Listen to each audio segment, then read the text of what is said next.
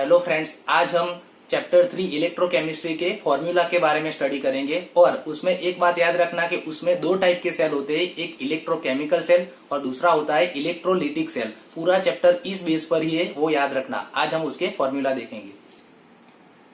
सबसे पहले electrochemical cell को कैसे दिखाते हैं, जैसे यहाँ डेनियल सेल के बारे में यहाँ दिखाया है। तो सबसे पहले लेफ्ट साइड में एनोड लिखते हैं, राइट साइड में कैथोड लिखते हैं, बीच में सॉल्ट ब्रिज दिखाते हैं। Zn गिव्स Zn+2, तो यहाँ 0 में से +2 चार्ज हुआ, इसीलिए उसका ऑक्सीडेशन हुआ, तो उसको एनोड बोलते हैं। यहाँ +2 में से 0, Cu+2 में से Cu 0 बना, इसीलिए उसको कैथोड बोलते हैं। ब्रैकेट में एक्वियस एंड 1 मोलर, क्योंकि ये स्टैंडर्ड सेल है तो यहाँ 1 मोलर हम लिखते हैं। इसका E0 cell standard cell potential हम फाइंड करें तो E0 cell reduction cell potential का फॉर्मूला है E0 reduction cathode minus anode. ये याद रखना, कैथोड माइनस एनोड।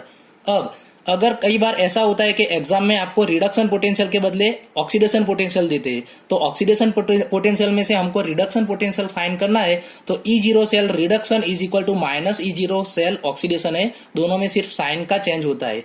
इस पर से हमने नर्न्स इक्वेशन प्रूव किया था। नर्न्स इक्वेशन बहुत आईएमपी है, तो उसका फॉर्मूला हमको याद रखना है। E cell is equal to E0 cell minus 0.059 by n log anode by cathode. ये सिंपल फॉर्मूला है। E cell is equal to E0 cell. E0 cell हमने ऊपर जो फॉर्मूला देखा उसमें से हम E0 सेल फाइंड कर सकते, minus 0.059 by n log anode by cathode.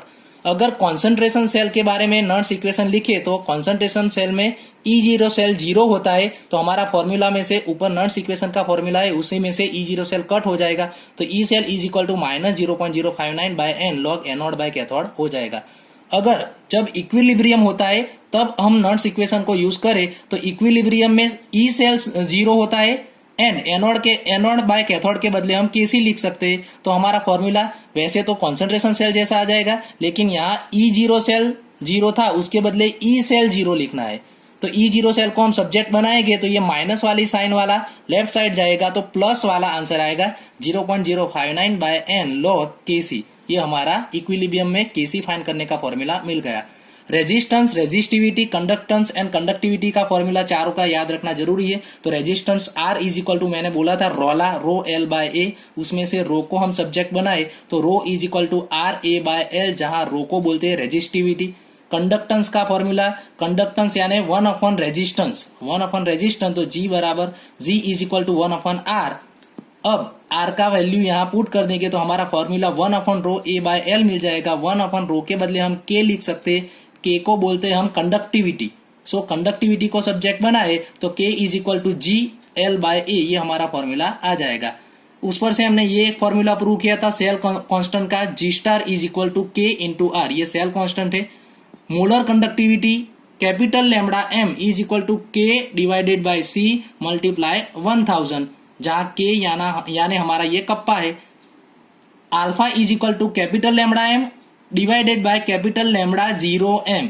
Limit molar conductivity capital lambda 0m, वो नीचे डिवाइड में आएगा। उस पर से हमने डिसोसिएशन कांस्टेंट K प्रूव किया था, K is equal to C alpha square divided by 1 minus alpha.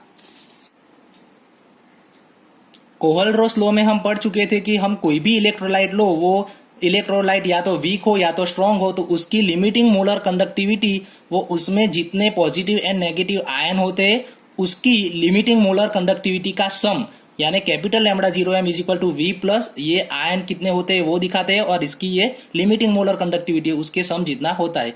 Q is equal to IT formula तो आपको बहुत अच्छी तरह से पता है, और 1 faraday is equal to 96,487 coulomb, वो भी आपको पता है।